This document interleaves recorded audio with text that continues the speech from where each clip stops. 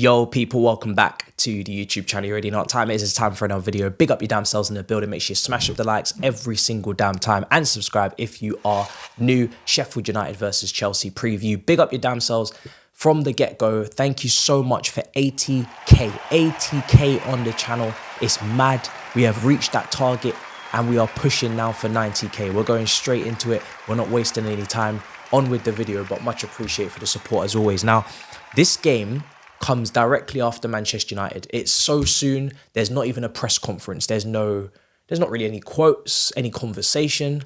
It's actually kind of a relief. It's a reward, I think, for our trauma that we suffered in that match against Man United, that we can actually just go into another game without having to deal with the drama of potential press conferences. So there's not many quotes to go over, just kind of post-Manchester United stuff, which I'll bring to this. But the main thing is that we did win that game in the last 82 seconds, and we have to follow it up with a win. Chelsea, the time for complacency and for overconfidence or whatever it is,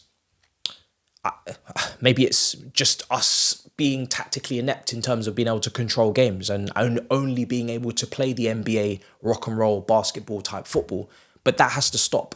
Against Sheffield United, you need to be able to show multiple facets to your football. And what I mean by that is that, listen, I understand that there's a clash of styles, there's a clash of clans going on between Pochettino's way of playing and maybe this squad. You know, this team maybe is definitely in some departments for certain players built to control and to keep the ball and to bring the pace down. And with his volume of running, his intensity that he demands, his back and forth box to box football, which is getting us more goals, but also conceding more goals on transition and conceding more goals from wide areas, and people are being isolated. There's so many things there's so many things clashing. But in this game against Sheffield United, bottom of the league, winless in 5, minus 52 goal difference, there is absolutely no excuse for anything other than a complete controlling performance. You have to keep the ball with a 200+ million pound midfield. You have to be able to stop conceding so many chances, so many shots, so many opportunities. You have to be able to defend wide areas, set pieces, crosses. These are musts. It's not options. This team have been able to get up for the big games. You've been able to get up for Manchester City home and away, Manchester United at home now. The away games for United and Liverpool, we prefer not to speak, but Arsenal, but Tottenham. You need to be able to do it against the Sheffield Uniteds. You need to be able to do it as you didn't against Burnley. It's not even a conversation. It's not a debate. It has to be done. If you want to even think about achieving European football, you have to get consistent and you have to get to it right now. You're running out of games. Now, with this match, for me, my team, I'm going to make a couple of changes. I think, again, even if there are players coming back, we're not completely sure. There isn't a scroll bar today because there is no update. There is no press conference on our injury concerns, on our situation. But surely you're probably going to stick with players that we know were fit for the game against Manchester United. If there is anybody coming back, they'll just go straight onto the bench. If there is anybody in the recuperation, they'll go to the bench because we can't risk another catalogue of injuries following on. So, listen, let's get to the quotes from what was the previous game from Pochettino. He says, well, this is obviously, he had a massive celebration after United. You know, he was pumping fists and chest and after the match and getting all rowdy with the fans, which was nice to see for once. He said, I came from a different club. It is normal. You need to convince the supporters. I have arrived to Chelsea in a different project to what it was in the last 20 years. I play with my reputation to come here and also in a project that is to build a team with young players, talented players, given the possibility, the potential top players. I think everything he said so far there is pretty much correct. He has risked, people will say, oh, how have you risked your reputation? I think what he means by that is Chelsea's a risk. This job is a risk right now. It's not a job that comes with glittered world-class talent, not a job that comes with maybe even know-how and experience at the top level in terms of the hierarchy and the ownership, of course. So it is a risk. You're coming in with a project that is one of a kind. No one's ever done it before. No one's spent this amount of money. No one's brought in this many players at one go. No one's done an overhaul like this. And if it goes wrong for him, and it goes really wrong, and he gets sacked at the end of the season, if this transpires that he finishes in 12th or 10th, his reputation goes downhill. So that is fair. He also says, He wants to build a genuine relationship with Chelsea fans. We knew it was a massive challenge to build a team, to win games, to be competitive, and to take the risks with fans. I'm not going to be a populist. I said from the beginning, I want to build a genuine relationship, not to kiss the badge or to do stupid things on the touchline to win the benefit of the fans.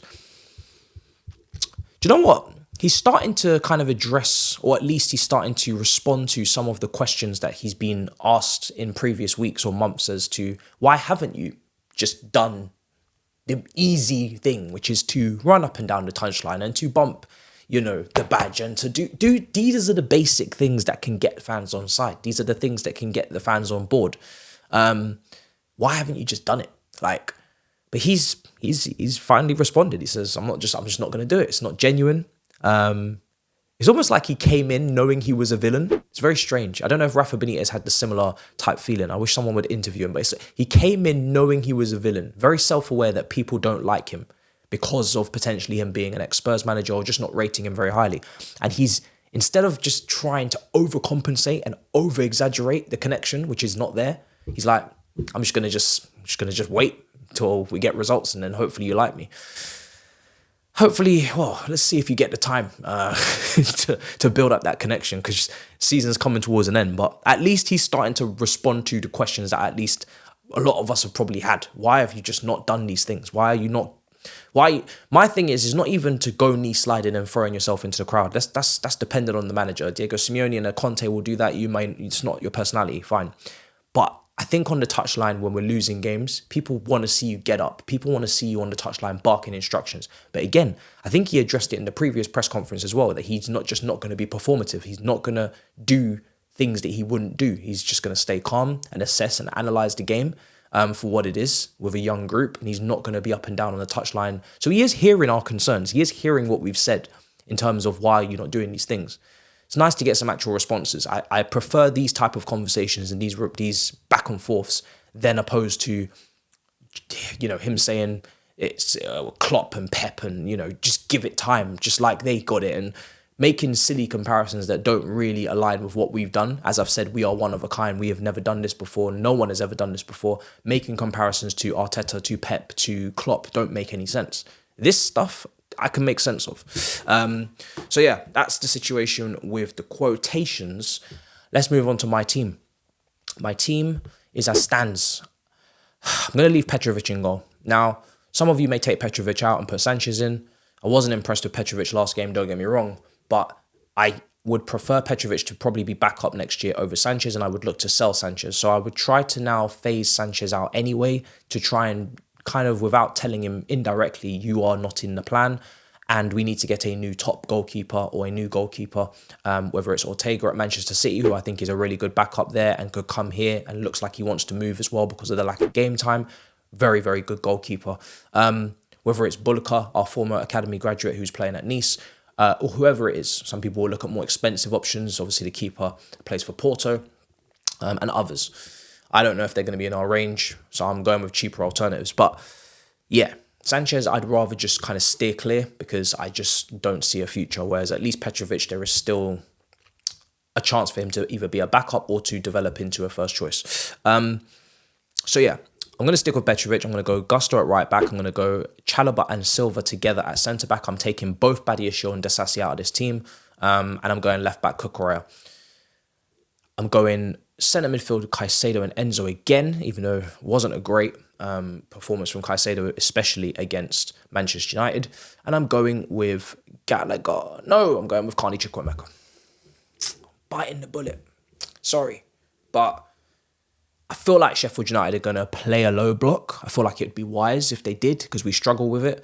And I feel like because of that, Carney Chukwuemeka just takes those extra touches. He just calms things down in the heat of the battle in terms of the tight spaces, in terms of the close proximities. He just makes things look easy and he links things better. So I'm going to put him in there. And he's got a goal in him, as we've already seen. I mean, his shot almost went in. It took a deflection out for a corner and obviously we scored from that.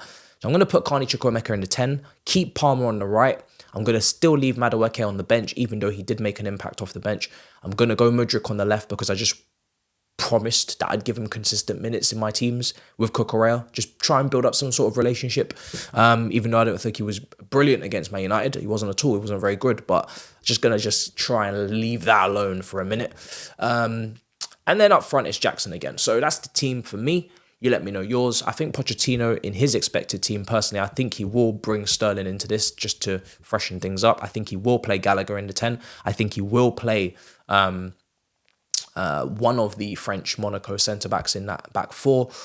And yeah, I think maybe Sanchez will come in. I don't know. There might be more changes than we expect. But I'd like to just consistently keep Palmer and Gusto on that right side. People will say, why don't you just put Palmer in the 10 and put Madueke on the right wing? Doesn't he deserve it? I want to just leave Palmer alone. He is in form. He is one of the few players in form. Gusto also has a relationship and a chemistry there. We have something there. Leave it alone. It's very rare we have something. We're leaving with something this season, and that is the right-hand side, so I'm going to not touch it. And that's the team. Sheffield United team on screen. Like I said, there's not much to get into. They are not very good. They are shocking. They are getting relegated. Their goal difference is horrendous. It's disrespectful to the competition itself. We have to beat them, and we must win in a good way. I feel like it's very important going into next season that we at least take, at the back end of this season, some good football and some improvement in terms of performance. If Pochettino is to survive, we need to see improvement. We need to see an upward trajectory in this team. That comes from the results, but that also comes with the football that we watch.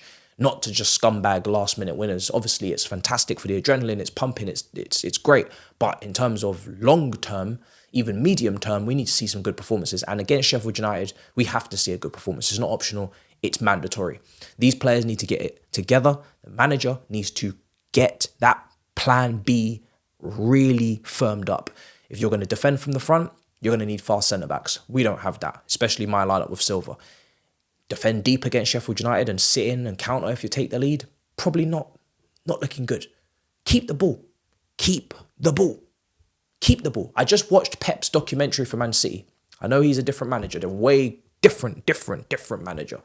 But he said, bruv, if you keep the ball, keep it popping around, keep playing it about, that's how you defend. It's a way of defending. It might look boring to some people if you just keep the ball. Or what are you really doing with it?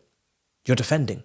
You're actually defending. It's easier in some ways to defend that way than it is to park yourselves on the edge of your 18-yard box and just continue to keep fighting and battling. Now, if you've got a great defence like Arsenal at the moment, you can get through it, as we saw against Man City. But we don't have a great defence. It's very clear. So keep the ball. If you lot can't keep the ball against Sheffield United, there's a big problem, serious problem. So, listen, my prediction for this game, I'm going to go 2-0. Let me know your score predictions in the comments down below. Big up your damn selves, and make sure you smash up the likes. Make sure you subscribe if you haven't already. And I'll see you guys for the watch along for Brighton versus Arsenal today, 4:30 p.m. And then tomorrow, double header, Manchester United versus Liverpool and Chelsea away at Sheffield United watch along. Make sure you're there. Big up your damn selves in a bit. Peace. La la la